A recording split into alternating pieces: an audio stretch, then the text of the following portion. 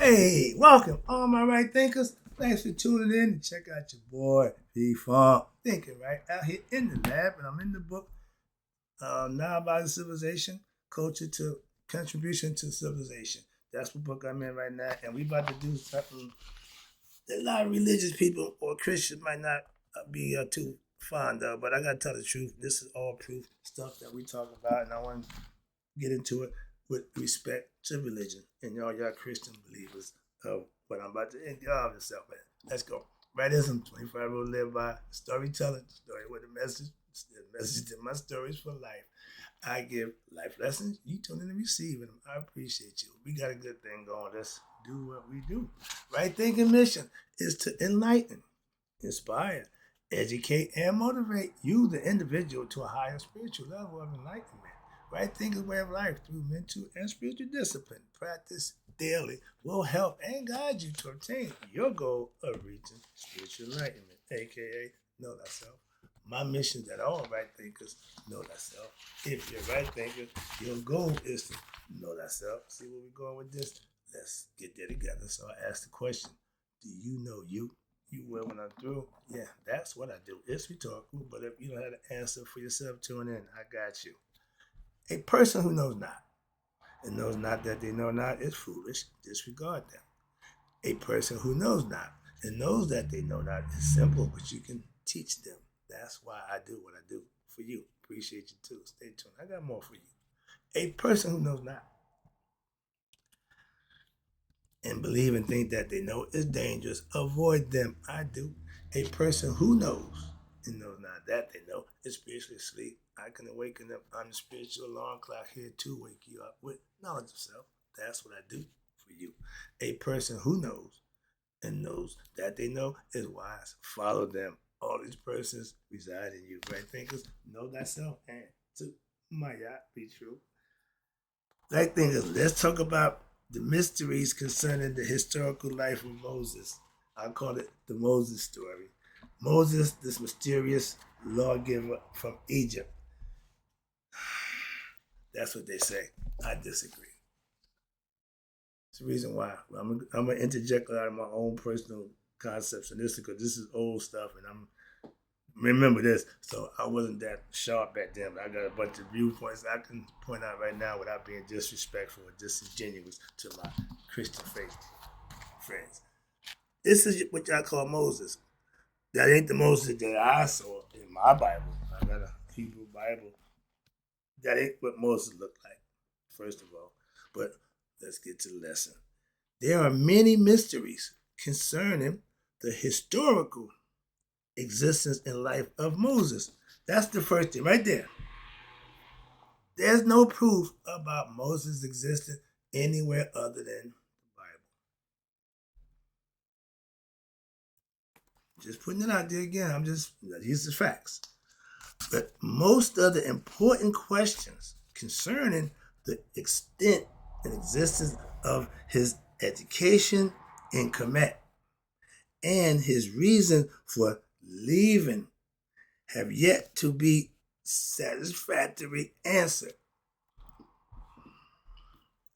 A one-sided story is not my yacht. There's nothing to bounce it off. There's nothing to go with. If all you got is one book with this guy and nothing else is substantiated, moving on, Moses was credited with giving the Hebrews, the Israelites, y'all call them, what they call the 10 Commandments. I gave you a breakdown that in the last lesson, so we fully aware of what that was about. I'm just continuing on. This is the same book, so I'm taking it down. This is my man Browder, and he was on point with his concept. So let me break it down for you a little more. This is information that you might want to know. And they say he was credited with the 10 Commandments. But after a closer look and examination of their content, it reveals what? That they were derived from originally from the 42 confessions, admonitions of Maya, aka declarations, negative confessions, which if Moses was a Commission, which they claim he was exposed to this philosophy while living in Kemet If you grew up in the United States and certain things you don't know, then did you really grow up here? So there are a growing body of evidence. Scooby-Doo, ruh-roh. There's a growing body of evidence amongst archaeologists and Old Testament scholars, which has led many to conclude, that the Exodus was a mythical event. Christians, I love you, but proof. It was a mythical event. What you mean? It didn't happen. It's an allegorical story to teach lessons. That's what the Bible is for. But y'all misinterpret it and take it literal. Okay, but that you got wrong. And watch this. It was a mythical event that was recorded in allegorical style, meaning in the Bible. The Bible is a book of allegorical stories. Okay, and if you understand it for that way, you won't misunderstand that Bible, misinterpret it, and like it's all hope. No. It's another book that has education, has stories in there to each enlighten and teach. That's it. Y'all make it so you just can't help it. I'm not like that. So, but we get into the concept. What is this? When one thinks of the Ten Commandments, its association is automatically made with what? Moses, the lawgiver.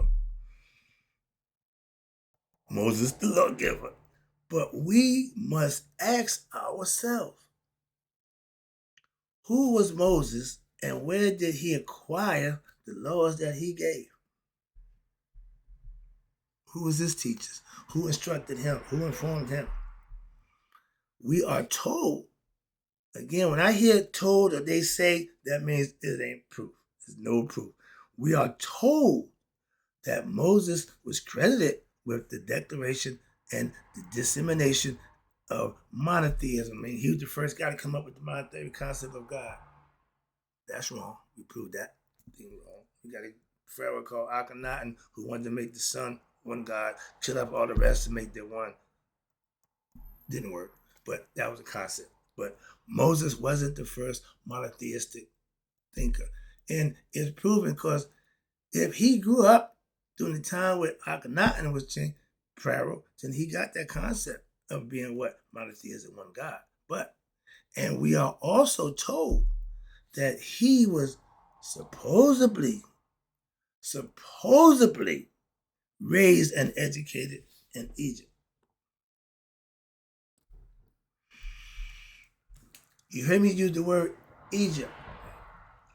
Over here, I use Kemet. Why? Different points in time, different perspective. One's saying this from the history, and one is saying this, proving what they say ain't what they say. They're saying it, but that don't mean it happened. That don't make it real. Okay?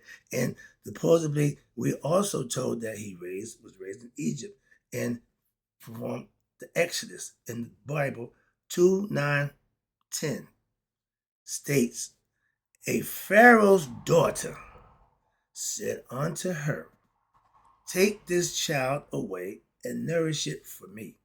And the child grew, and she brought him into the Pharaoh's daughter, and he became her son. Moving on. And she called his name Moses.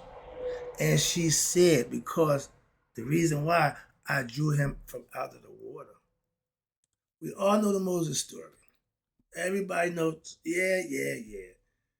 But it's got some holes in it. You know what I'm saying? It got a few, some stuff in there. But they saying the infant Moses had been placed, and now they saying the ark. Not a little. We know it's a little boat, little canoe type stuff. Okay, among the bulrushes. Okay, that's the weeds in the fields, the reeds and fields, the little marshland. Okay, by the river, by his mother, where he was found by the handmaiden of the king's daughters. That's how he ended up in the king's house.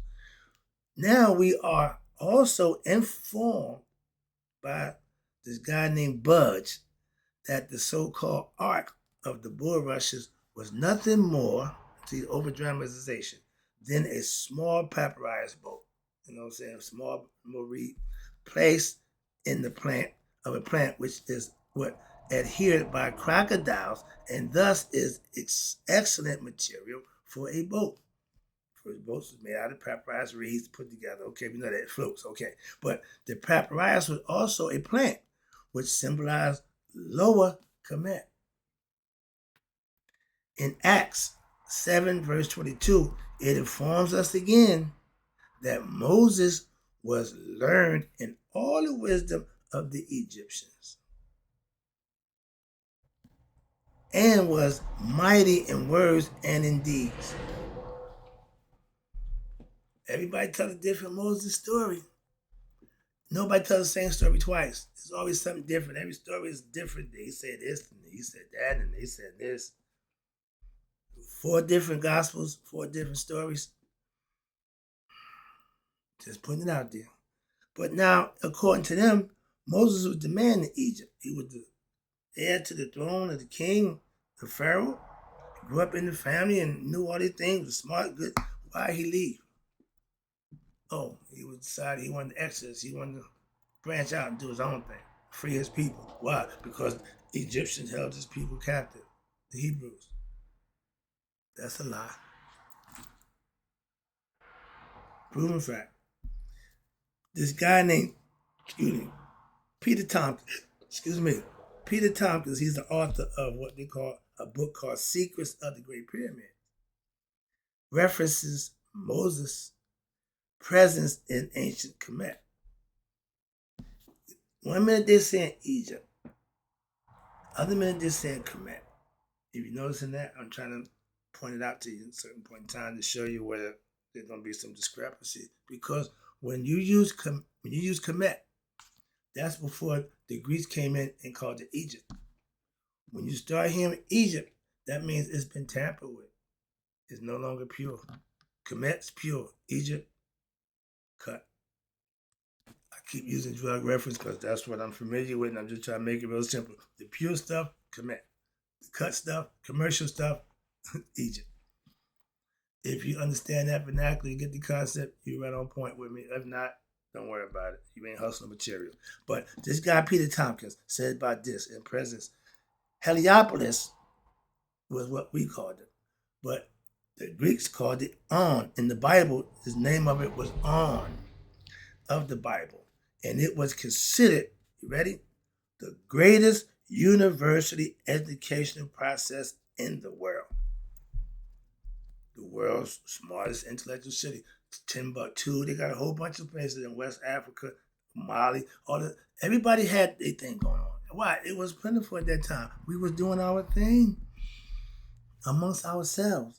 It had existed, since much earlier times under the denomination of what we call the priests, of whom there was said to be 13,000 in number, and during the time of Ramses III in 1225 BCE. That's around the time where Moses would have been, I guess, around supposedly. So that's what they put them numbers there to show you. Watch this. But more than 200 years earlier, Moses was instructed at Heliopolis. See where we going with this? And which included he learned physics, arithmetic, geometry, astronomy, medicine, chemistry, meteorology. They knew the weather back then. Okay, man, meteorologists, and music. So they saying Moses was a learned man, an educated man, a supposedly noble man, a leader of people, a man who communicates with God. That's what they tell you. There's a story on the other side where Moses killed somebody, a god, an Egyptian god, because his people were being treated wrong. He killed them and he escaped and ran away, went over to Midian and met Jethro and did it. Yeah, I know the story. It is all just a story. Did it happen? No. Why? That's the only accounts of it. Nobody else says it. Egyptians keep track of everything for over 10,000 years now. We can go back 5,000, 7,000 years. 10,000, you want to count them, the Sphinx. Okay? So we got documentation in stone, not just in papyrus. So ain't a bit of nothing about Moses in Egypt. So understand that. Thought Moses stole his identity and did a little shimmy, shim, sham, and okay, but now we know that that's all that was. Okay, the person Moses historically never existed, just like your Jesus. Oh, here we go. I'm just, these are facts that I don't get caught up in that. Okay, I'm just state my case. Moses is said to have been raised in the Pharaoh's house. Y'all portray Moses as a white man. The Egyptians and Cometians were black. How could he have hidden and been raised in a black neighborhood? I think it'd be a white boy coming to the hood. That ain't gonna fly. Or a black guy ain't going to the white neighborhood. That ain't gonna fly for sure. So there's a discrepancy there. And he supposed to have been the grandson of the Pharaoh. They never say the Pharaoh's name. What Pharaoh? And to have lived with him, which is who is him, in Egypt for 40 years. That 40 again. That 40 years is the bad mamma jamma. 40 days, 40 years. You wander around in the desert for 40 years. I don't want to know who was navigating y'all, because y'all couldn't figure that out. 40 years. Moving on. This is all just putting it out there. Then you got my dude, John Jackson, in his book, Ages of Gold and Silver. He says that Moses was educated as a young priest and received his theological education at the temple at Heliopolis, where he was a disciple of the Pharaoh Akhenaten. You know who he was? He was considered the heretic Pharaoh, but he was also a sage, a learned man, highly intelligent. But he wanted to change the whole God concept to one God.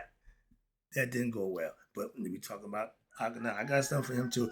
Because Akhenaten was the Pharaoh who broke the trend with the long-standing Kemetic religious tradition of acknowledging the Neteru, meaning more than one God, and focused the nation's attention on what we call the singular personification of God, whom he worshipped as Atum, which is the sun. They wasn't buying that. Though he the Pharaoh, he was learning, man. They wasn't buying that nonsense. Oh, wow. The son was put there as the son of God. That's God's son. God put it there. So we had that concept. The sun ain't God. The sun can bless you. It gives us heat, warmth, and light. Yeah, the rays of the sun, that's his job. That's his function.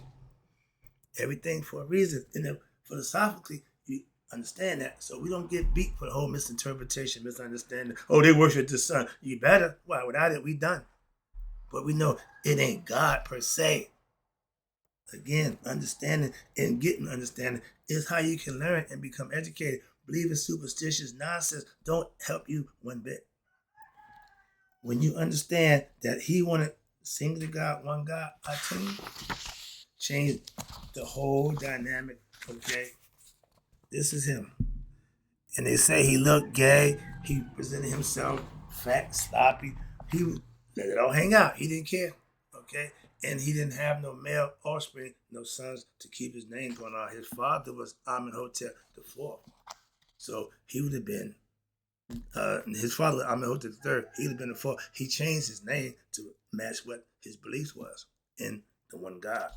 I'm looking at the clock right now. Oh, this is a good lesson. I'm going to let it rock right there. I'll be back with my boy. We're going to talk about Akhenaten. Let me wrap something up with Moses again, that story. Again, it's his story. Cecil B. DeMille messed y'all up with the parting of the Red Sea. It wasn't the Red Sea, it was the Reed Sea, where it's about 2 feet of water. You know, the reed's about 5, 6 feet high, so it's hard to walk in, but it's hard to maneuver. So when the wind blows, they gave this from miraculous idea. Sometimes the wind will blow just right and blow with it fans out. Okay, but you can still walk across it 2 feet, ain't gonna drown nobody. That's like in Atlanta. If it snows 2 or 3 inches, they shut the town down. They're not used to that. Okay, so, but walking through a field of reeds wasn't a miracle. Okay, understand that. But that's all the things that contribute to Moses. And nobody knows his resting place because he wasn't able to see the promised land because he didn't do right by God. What? He killed somebody. But John said he was a good guy. God talked to him. So you tell me God talked to bad people? Just throwing it out there. I'm just having fun right now. Let me close it up, wrap it up. I'm coming back with my boy Akanan. This is a good lesson. This is the book that I read 20 years ago, and it just reaffirms all the stuff that now I ain't got to talk. I can just read it to you, give it to you, and you can make your own decision. Hope you enjoy the lesson. Right thinkers in closing, may you all live to be 100. Me, 100 minus a day. So I'm done on my right thinking, who's starting to understand the difference about allegorical, mythological story. But in literacy, and passed away, the Bible not a literal book. Don't take it literal. You'll get wrong.